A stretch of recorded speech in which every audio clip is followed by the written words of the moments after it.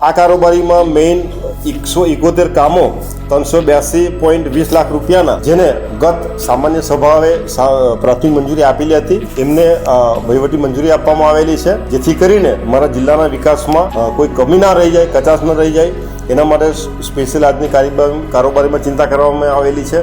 ત્યાર પછી જિલ્લાની તમામ આંગણવાડીની અંદર અમે એસએસના વાસણો તમામ બાળકોને ડીસમચી આપવા માટે ગત બજેટમાં જે 65 લાખની જોગવાઈ કરવામાં આવેલી હતી, પરંતુ મારા જિલ્લામાં કુલ 1409 આંગણવાડીઓ છે. એ તમામમાં એસએસના વાસણો અને ડીસમચી માટે બીજા 37 લાખની વધુની જરૂર હતી.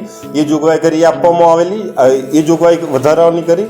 ત્યારબાદ જે રિનોવેશન થયેલો આપણો સભાખંડ છે એની અંદર માન્ય પત્રકારશ્રીઓ અને અમારા અધિકારીશ્રીઓ જે બે તરફ ટેબલ નથી એટલે એના માટે ખર્ચની જોગવાઈ કરેલ છે.